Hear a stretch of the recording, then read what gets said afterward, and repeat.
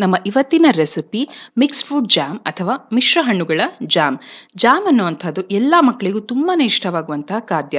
ನಿಮ್ಮ ಮಕ್ಕಳು ಹಣ್ಣನ್ನು ತಿಂತಾ ಇಲ್ಲ ಅಂತಾದರೆ ಈ ರೀತಿ ನೀವು ಹಣ್ಣನ್ನು ಅವ್ರಿಗೆ ತಿನ್ನಿಸ್ಬೋದು.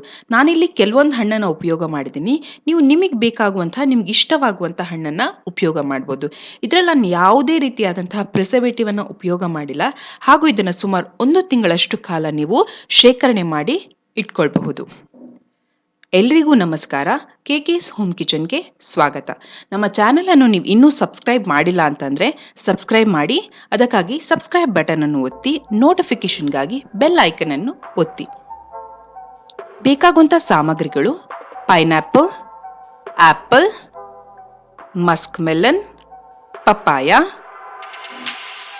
ಇದರಲ್ಲಿ ನೀವು ಬೇರೆ ಬೇಕಾದ್ರೂ ಹಣ್ಣುಗಳನ್ನು ತಗೊಳ್ಬೋದು. ಆಮೇಲೆ ಸಕ್ಕರೆ ನಾನಿಲ್ಲಿ 1 ಕಪ್ ತಗೊಂಡಿದ್ದೀನಿ. ನಿಮ್ಮ ಹಣ್ಣುಗಳು ಅಷ್ಟೊಂದು ಸಿಹಿಯಾಗಿಲ್ಲ, ಅಷ್ಟೊಂದು ಹಣ್ಣಾಗಿಲ್ಲ ಅಂತಂದರೆ ಅವಾಗ ಸಕ್ಕರೆಯ ಪ್ರಮಾಣನ ನೀವು ಬೇಕಂದರೆ ಜಾಸ್ತಿ ಮಾಡ್ಕೊಳ್ಬೋದು. ಆಮೇಲೆ ತುಪ್ಪ, ಉಪ್ಪು, ಸ್ವಲ್ಪ ನಿಂಬೆ ರಸ, ನೀರು. ಇವಾಗ ನೋಡಿ, ನಾನು ಮಿಕ್ಸಿ ಜಾರ್ಗೆ ಪೈನಾಪಲ್ನ ಹಾಕೊಂಡಿದ್ದೀನಿ. ಸ್ವಲ್ಪ ನೀರಿನ ಜೊತೆ ಇದನ್ನು ಚೆನ್ನಾಗಿ ರುಬ್ಕೋಬೇಕು. ಸೊ ಇದೀಗ ಫೈನಾಗಿ ರುಬ್ಬಾಗಿದೆ. ಇದನ್ನು ಒಂದು ಪಾತ್ರಕ್ಕೆ ತಗೋತಾ ಇದ್ದೀನಿ. ಹಾಗೆ ಮಿಕ್ಕಿರೋವಂಥ ಹಣ್ಣುಗಳನ್ನು ಕೂಡ ನಾವು ರುಬ್ಕೊಳ್ಬೇಕು. ಇವಾಗ ಇದಕ್ಕೆ ಕರ್ಬೂಜ ಹಣ್ಣನ್ನು ತೊಗೊಂಡಿದ್ದೀನಿ. ನೀರು ಹಾಕ್ಕೊಂಡು ರುಬ್ಕೊಂಡಿದ್ದೀನಿ ಫೈನಾಗಿ. ಸೊ ಮತ್ತೆ ಇದನ್ನು ಅದೇ ಬೌಲಿಗೆ ನಾನು ಹಾಕ್ಕೊಳ್ತಾ ಇದ್ದೀನಿ. ಹಾಗೆ ಈಗ ನಾನು ಆ್ಯಪಲ್ ಅನ್ನು ತೊಗೊಂಡಿದ್ದೀನಿ. ಇದು ಅಷ್ಟೇ ನೀರಿನ ಜೊತೆ ಚೆನ್ನಾಗಿ ಫೈನಾಗಿ ನೀವು ಪ್ಯೂರೆ ಮಾಡ್ಕೊಳ್ಬೇಕು. ಇದನ್ನು ಕೂಡ ಮತ್ತೆ ಅದೇ ಬೌಲಿಗೆ ತಗೋತಾ ಇದ್ದೀನಿ. ನೆಕ್ಸ್ಟ್ ನನಗೆ ಪಪ್ಪಾಯ ತೊಗೊಂಡಿದ್ದೀನಿ. ನನ್ನ ಪಪ್ಪಾಯ ತುಂಬಾ ಹಣ್ಣಾಗಿದೆ, ಹಾಗಾಗಿ ನೀರು ಹಾಕ್ಕೊಳ್ದೆ ಹಾಗೆ ಪ್ಯೂರೆ ಮಾಡಿ ಮತ್ತೆ ಅದನ್ನು ಅದೇ ಬೌಲಿಗೆ ಹಾಕ್ಕೊಂಡು ಈಗ ಇದನ್ನು ಚೆನ್ನಾಗಿ ಮಿಕ್ಸ್ ಮಾಡಿ ಇಟ್ಕೊಳ್ಳೋಣ. ಈಗ ಇಲ್ಲಿ ನೋಡಿ, ನಾನು ಇನ್ನೊಂದು ಪ್ಯಾನ್ ತೊಗೊಂಡಿದ್ದೀನಿ. ಗ್ಯಾಸ್ ಆನ್ ಮಾಡ್ಕೊಂಡಿದ್ದೇನೆ. ಪ್ಯಾನ್ ಬಿಸಿ ಆಗಿದ ತಕ್ಷಣ ನಾವು ಇದಕ್ಕೆ ಸ್ವಲ್ಪ ತುಪ್ಪ ಹಾಕ್ಕೊಳ್ಳೋಣ. ತುಪ್ಪ ಕರಗ್ತಿದ್ದಾಗೆ ನಾವಿವಾಗ ಏನು ಮಿಶ್ರಣನ ರುಬ್ಬಿಟ್ಕೊಂಡಿದ್ವಿ ಅದನ್ನು ಚೆನ್ನಾಗಿ ಫಸ್ಟ್ ಮಿಕ್ಸ್ ಮಾಡಿಕೊಂಡು ಆಮೇಲೆ ಇವಾಗ ಇದಕ್ಕೆ ಹಾಕೋಬೇಕು.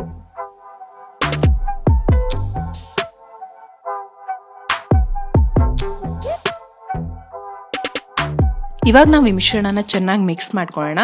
ಮತ್ತೆ ಇದಕ್ಕೆ ನೀರು ಹಾಕಕ್ಕೆ ಹೋಗಬೇಡಿ, ಅದು ತುಂಬಾ ನೀರಾಗಿಬಿಡುತ್ತೆ. ಆಮೇಲೆ ತುಂಬ ಟೈಮ್ ಹಿಡಿಯುತ್ತೆ ಇದನ್ನ ನಾವು ಜಾಮ್ ಕನ್ಸಿಸ್ಟೆನ್ಸಿಗೆ ತರಬೇಕು ಅಂತಂದರೆ. ಈ ಕೆಲಸ ಸ್ವಲ್ಪ ಟೈಮ್ ಕನ್ಸ್ಯೂಮಿಂಗು, ಸುಮಾರು 20-25 ನಿಮಿಷಗಳ ಕಾಲ ಆಗುತ್ತೆ.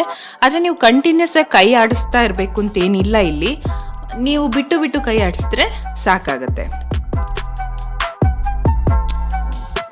ನಾನು ನೋಡಿ ಇದರಲ್ಲಿ ದಾಳಿಂಬೆ ಹಣ್ಣನ್ನು ಹಾಕ್ಕೊಂಡಿಲ್ಲ. ನಿಮಗೆ ಕೆಂಪು ಬಣ್ಣ ಬರಬೇಕು ಅಂತಂದರೆ ಅವಾಗ ದಾಳಿಂಬೆ ಹಣ್ಣಿನ ರಸನ ಕೂಡ ನೀವು ಹಾಕೋಬೋದು ಇದಕ್ಕೆ.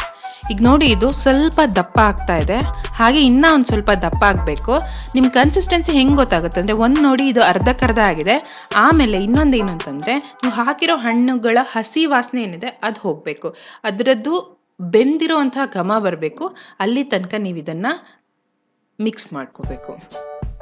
ನೋಡಿ, ಇವಾಗ ಇದು ಅರ್ಧಕ್ಕರ್ಧ ಆಗಿದೆ. ಸೊ ನಾನು ಇವಾಗ ಇದಕ್ಕೆ ಉಪ್ಪನ್ನು ಹಾಕ್ಕೊಳ್ತೇನೆ.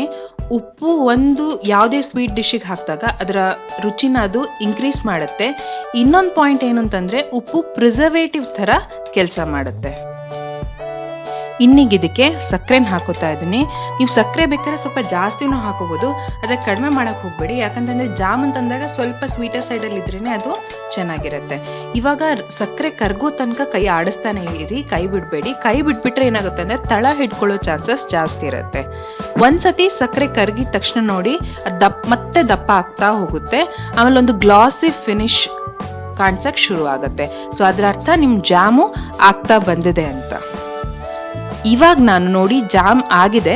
ಈ ಹಂತದಲ್ಲಿ ಗ್ಯಾಸ್ ಆಫ್ ಮಾಡಿಕೊಂಡು ನಾನು 2-3 ಹನಿಯಷ್ಟು ಲಿಂಬೆ ಹಣ್ಣನ್ನು ಹಾಕೋತಿದ್ದೀನಿ. ಇದು ಕಂಪ್ಲೀಟ್ಲಿ ಆಪ್ಷನಲ್ಲು. ಇದು ಪ್ರಿಸರ್ವೇಟಿವ್ ಥರ ಕೆಲಸ ಮಾಡುತ್ತೆ ಅಷ್ಟೇ, ಅದು ಬಿಟ್ಟರೆ ಬೇರೇನೂ ಇದರ ಮಹತ್ವ ಇಲ್ಲ ಇದರಲ್ಲಿ. ನೋಡಿ, ಇವಾಗ ರುಚಿಕರವಾದಂತಹ ಮಿಕ್ಸ್ಡ್ ಫ್ರೂಟ್ ಜಾಮ್ ತಯಾರಾಗಿದೆ. ತುಂಬ ಹೆಲ್ದಿಯಾಗಿರುತ್ತೆ. ನಿಮ್ಮ ಮಕ್ಕಳಿಗೂ ಖಂಡಿತ ಇಷ್ಟ ಆಗುತ್ತೆ. ಟ್ರೈ ಮಾಡಿ ನೋಡಿ. ಇದರ ಡೀಟೇಲ್ಡ್ ರೆಸಿಪಿಗಾಗಿ ನಮ್ಮ ಡಿಸ್ಕ್ರಿಪ್ಷನ್ ಬಾಕ್ಸನ್ನು ಚೆಕ್ ಮಾಡಿ. ಅಲ್ಲಿ ನಮ್ಮ ಬ್ಲಾಗಿನ ಅಡ್ರೆಸ್ ಇದೆ. ನಿಮಗೆ ಈ ವಿಡಿಯೋ ಇಷ್ಟವಾದಲ್ಲಿ ಲೈಕ್ ಮಾಡಿ. ಧನ್ಯವಾದಗಳು.